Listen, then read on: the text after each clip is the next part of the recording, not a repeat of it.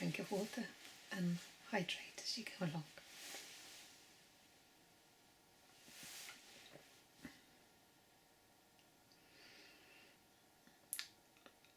Sometimes, or at times, we go through a process where in our lives, either because we've observed, or as a way of protecting ourselves because we don't know how to cope with our emotions, how to deal with them.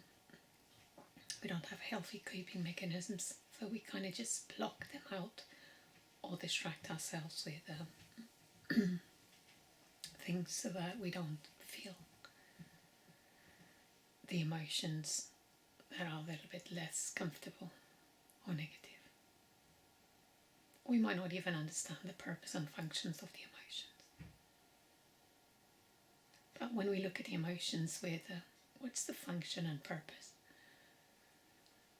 What's the function and purpose of my thoughts? What's the function and purpose of my emotions?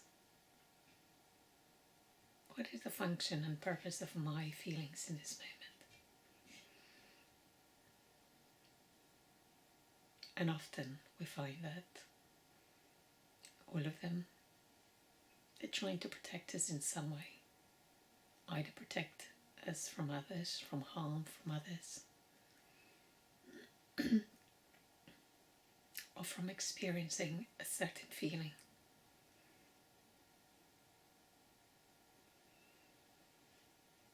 For instance, we might use anger as a way of protecting us from fear.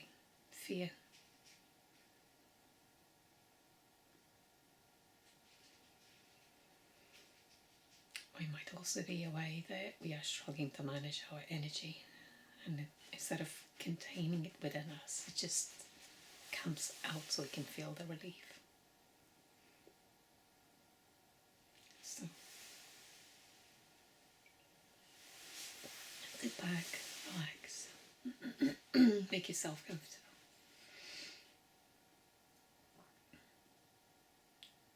What about my behaviors? What's the function and purpose of my behavior? Just notice the answer.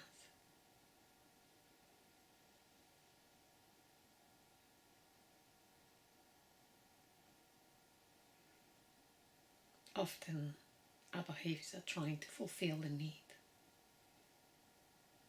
a want, a preference. It might not be the healthiest way or the most balanced, the best, but we do what we know and what we can in each given moment. But if we get curious and we get to know what's the function and purpose, then we're a little bit a step closer to acknowledging, validating our thoughts and feelings, listening to the message that our feelings carry. And sometimes our emotions are protecting us from fear of being mistreated.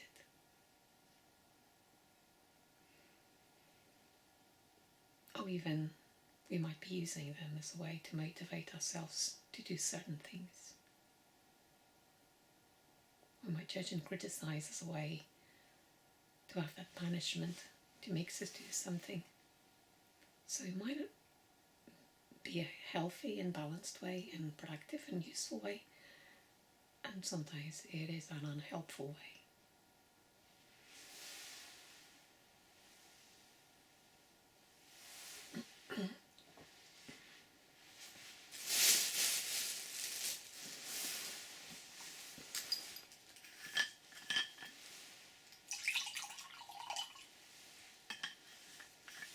You continue to have sips throughout this conversation. It's a one way, but hopefully you'll get something out of this. Cheers.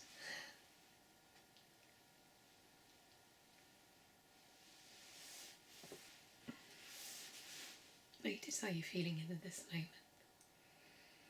on a scale of 1 to 10. 10 where you're feeling very full of energy, healthy, happy. And then 0 where you're feeling unwell, dragging your feet, sick. And notice where you'd like to be on that scale. Obviously you want to go closer to the top, because you know that's when you're closer to the top, that's when we feel better. So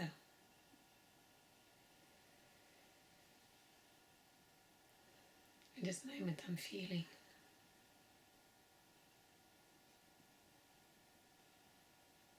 and allow the answers to come to you. Pause the video if you need more time.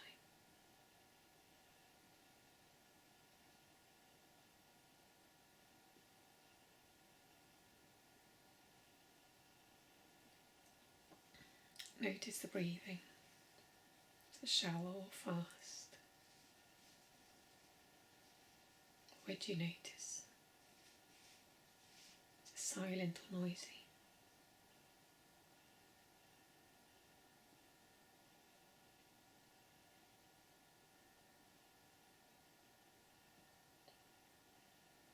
And let's allow the breath to come in, the belly to rise and fall.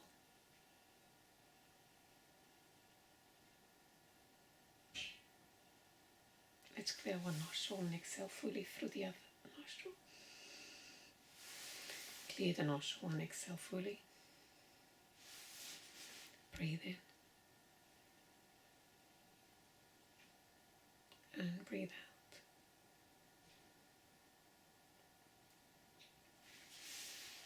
When we tend to our emotions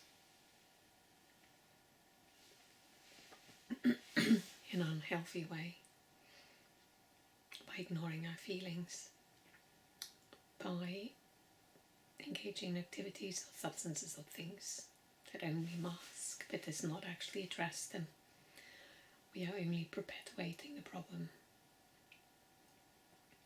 and making the problem worse.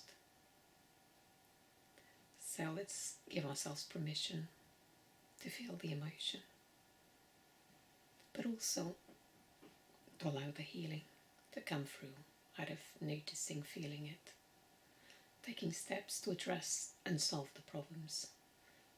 But also let's not get stuck on the negative emotion.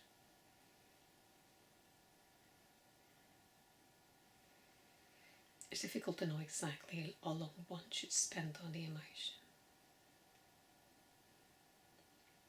And often we need to address every single emotion before we can deal fully with the situation and be at peace with it. And emotions are often not just one emotion. Sometimes we have one visible emotion, for instance, anger or depression. But behind them, there could be a mix, and often is a mix. There could be anxious thoughts and feelings. There could be concern. There could be guilt, shame, sadness, grief, hurt, disappointment, fear of some sort, disgust, hopelessness. And we tend to show the emotions that we are most comfortable sharing and dealing with. Some of us, there could be anger. And behind that anger, there could be those anxious thoughts, worries, concerns, fears, disgust,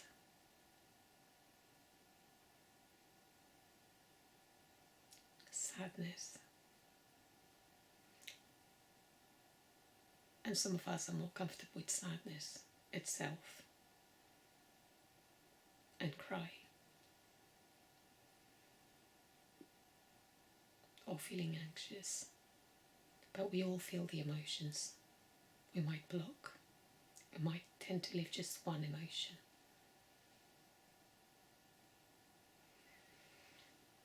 Just notice which emotion tends to be the most dominant.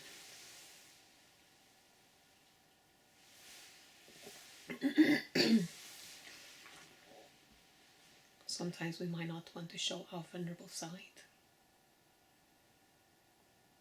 So we might show our more active emotions of anger, pushing back, asserting ourselves. And sometimes we feel comfortable to show our vulnerability through our words, through our physical expression. And that depends on our upbringing, our experience, our cultural background, where we are, what is socially acceptable, where we feel most safe or safer, physically, mentally, emotionally.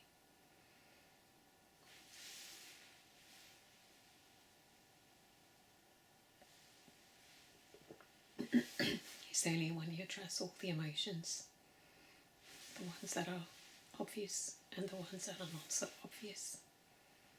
One could be screaming in fear,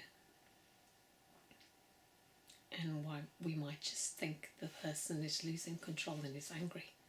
But we might not identify that behind that anger there is sadness, disappointment, concern, feeling fear, or feeling helpless, or overwhelmed or stressed. We only see the shell, we only see the outside, but we don't see the interior.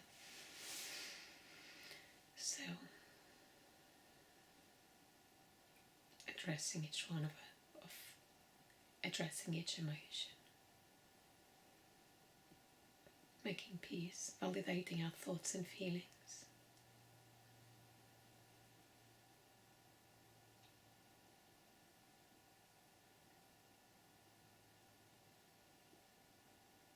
Just sit quietly for a moment or two, your eyes closed, and notice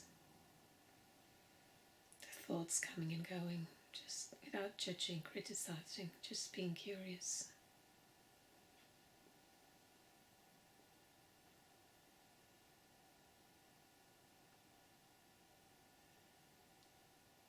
Recognizing that it does take time for the body to produce neurotransmitters that helps us feel more relaxed. And if you are wearing them, if you're in constant stress and fights and conflicts, but we're not recharging, the body needs time. It needs the minerals, the vitamins, the fibers, needs the nutrients from food to help produce those neurotransmitters. But if there's more than our body and mind and brain can manage it in each given moment, then we might not feel this good, because the body is prioritizing. The body is prioritizing survival only in emergencies only. And you might not even care about anything, might not have the energy for anything else other than the very basic things. And it's harder to feel good, to have the physical, mental and emotional energy if our emotions are out of balance. And sometimes we might have something physically, or have a lack of vitamins, or a specific nutrient or some nutrients, and then our body is struggling. So that we don't beat ourselves up, it's sort of open the mind that different things affect us, and even sleep. How can I organize my day and night so that I can have better quality sleep and sufficient sleep?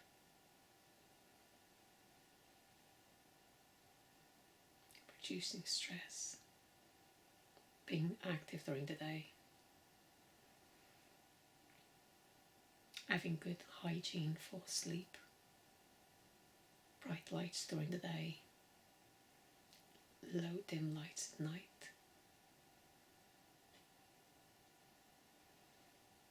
Going to bed and waking up at the same time or within an hour. So you can have a set time, so the circadian rhythms are more balanced, so the body knows when it's time to wake up, time to sleep. Reducing and minimizing stress and doing things that releases stress from the body so we can relax more. So just take a moment to close the eyes. Notice the breathing.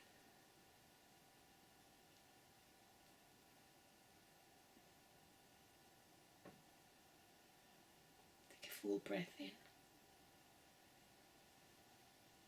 and slowly out.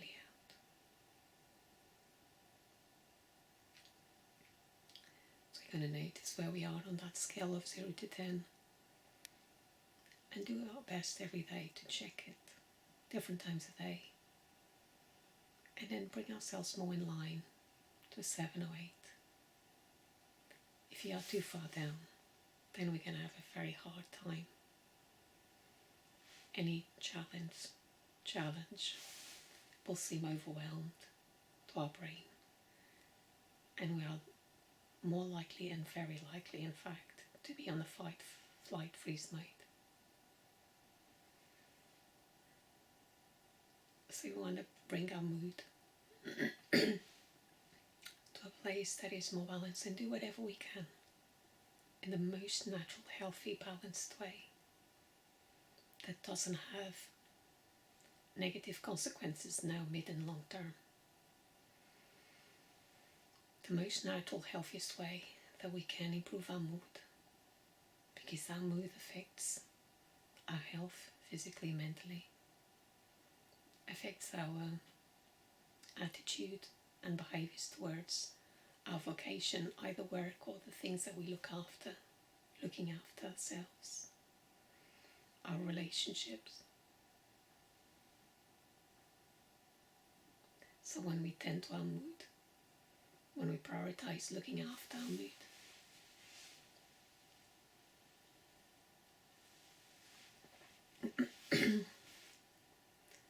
we are giving ourselves a better chance of dealing with life in a more balanced way, in a more productive way, and we're more likely to get the best out of ourselves, others in the situation. Close the eyes.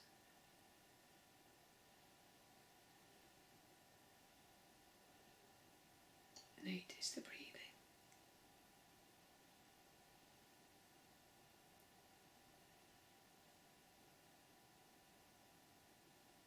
Breathe in. Breathe out. Relax the jaw, the face, the eyes, the throat, the heart, the belly. When we do our best not to go too far low, it's easier to manage and bring ourselves back up. If you go too low, it's a little harder, it takes longer, more time, more resources, and then we can worry more, get more anxious, get more panicky, which only exacerbates and makes things worse. It might even make us feel hopeless or that something is impossible. But if we tend to our needs physically, mentally, emotionally, what do I need physically right now? What do I need mentally right now?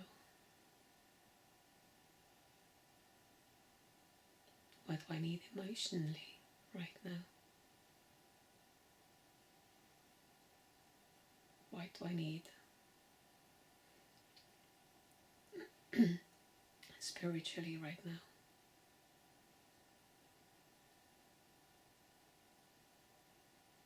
What do I need socially right now?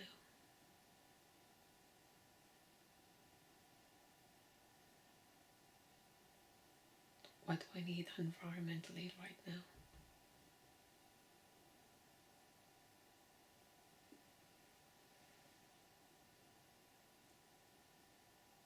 Notice the answers and pause the video if you need more time. And what is the one step I can take right now that is going to, one small step that is within my control, that is going to help me feel better, improve this next moment, and solve. So one skill of coping, managing our feelings. It could be self-acceptance, accepting things as they are in this moment. One baby step to improve the moment, finding relief through breathing. Breathe in, breathe out. And one step to solve the problem. How to address it, divide it into solutions that are manageable, realistic, achievable for our energy levels and time available, and being flexible and adaptable, recognizing that thoughts and feelings come and go. Things do take time, and our body also needs time to heal and recover. But healing and recovery is possible. And within that, it is possible to find relief. Or make peace with it. Or find comfort to make ourselves as comfortable as possible. Breathe in. Breathe out. We can feel something and find relief. We can feel a negative emotion and find relief. We can feel a negative emotion and notice the good, the silver lining, the positive in ourselves, others, and life. We can feel negative and notice the things that are going well. We can feel negative and notice the things that are working out. Close the eyes.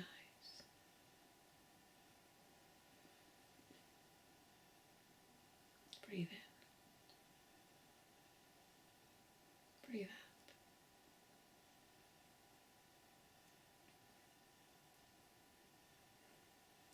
We can find the middle road, the middle path,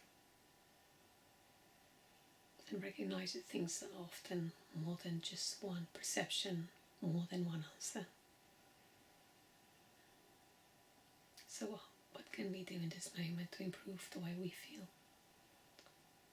So our emotional capacity grows. If we are too low, we are more risky. It is risky, and we're at risk of depression, intrusive thoughts, and sometimes suicidal thoughts.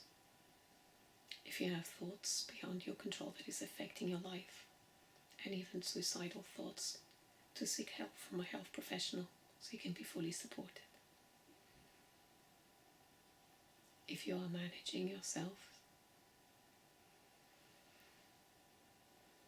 if you're managing those thoughts, then do continue to find solutions. Either way, find solutions, but sometimes we need the help of others, or get a book or an audio so you can learn and do some self-help. Because sometimes our thoughts, many times they do lie to us, and then we start believing those lies, and we start believing that people are against us and the world is against us, and the way we feel is the fact, when in fact it's just a feeling. And sometimes we don't recognize that our ways of thinking are affecting the ways of feeling. And we take our thoughts and feelings as facts, and many times they are irrational. They're based on fears, irrational fears. They are outdated. Perhaps we picked them up from someone else's, or they were valid at some point in our lives, but no longer a helpful way at looking at things. Close the eyes, relax further, adjust, soften.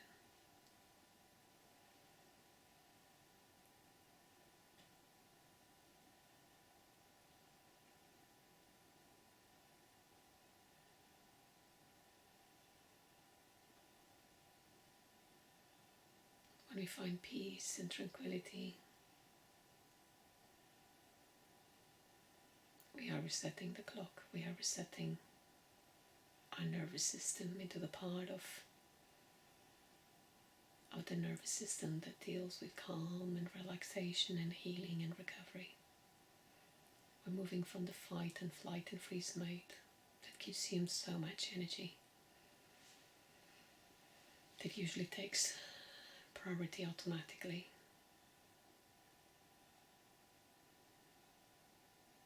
And many times we are on a fight, flight, freeze mode when there's no need, but the brain is perceiving a threat of some sort. It's perceiving that we're not safe. It's automatically thinking the worst. So we're going to help the body go back to that calm, relaxed state where we feel grounded, we feel calm.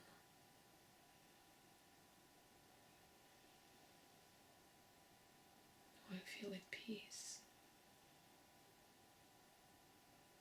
And then bit by bit, we start improving the way we feel.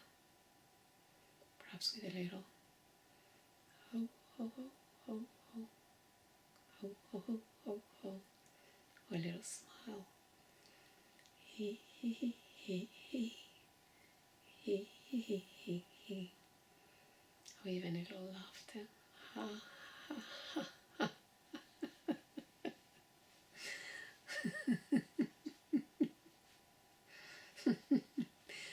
So you can go from on the low end of the scale to a 5 neutral, to a 6 on the grounding neutral, calm, relaxed, to a 6 where we just feel a bit more optimistic and positive, or even a 7 or 8.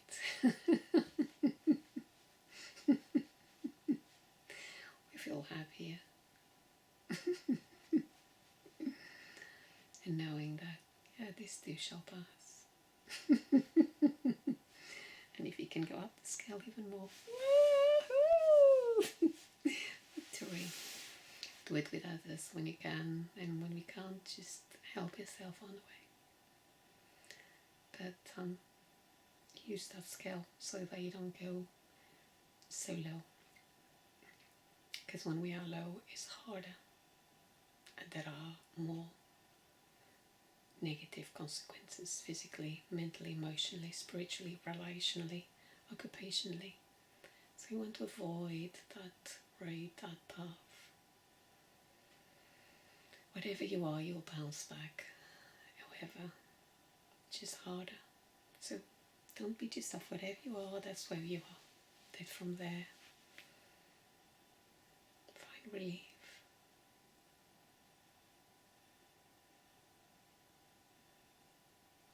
Peace. And when the body and mind is ready, you'll climb another baby step at a time until you feel better.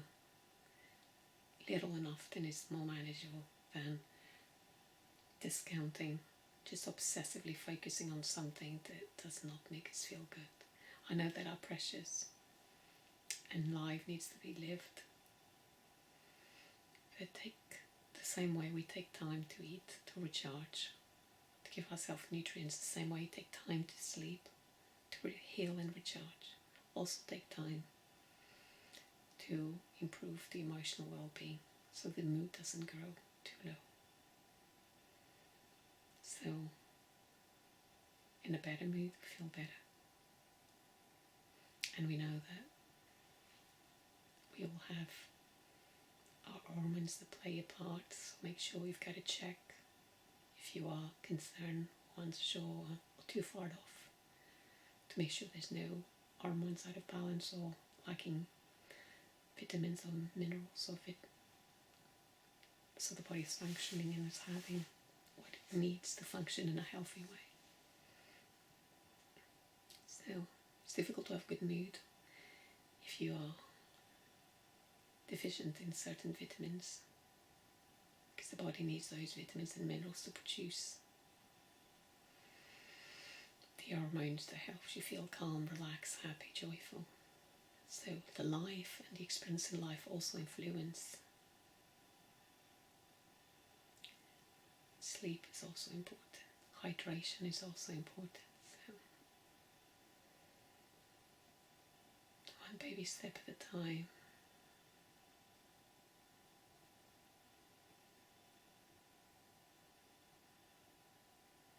And if the mood is not getting there, find ways that you know that naturally helps you feel better. And if you don't know how, or your solutions are not working out, just seek the help of a health professional. Go and see a doctor. Just share, I'm having a hard time improving my mood or my health. Because whenever we notice others, whenever they're in a bad mood, they get the worst out of themselves, us in this situation, and we are the same. And often when we are in a bad mood, we tend to just blame others and other things. And we want others to change and do things differently, but we forget about ourselves and our input. So relax. Find peace, find relief.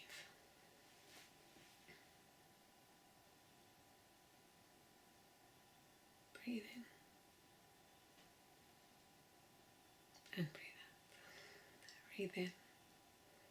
Smile. And breathe out. Breathe in. Smile. And laugh it out.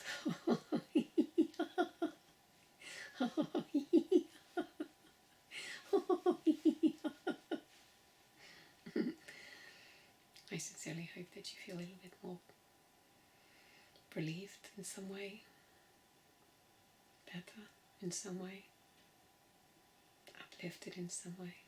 Anything that moves in a neutral upward direction.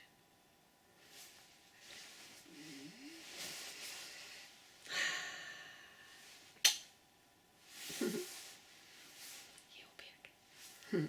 Check that mood on the scale and bring it closer to the top. Mid 5, 7, 8.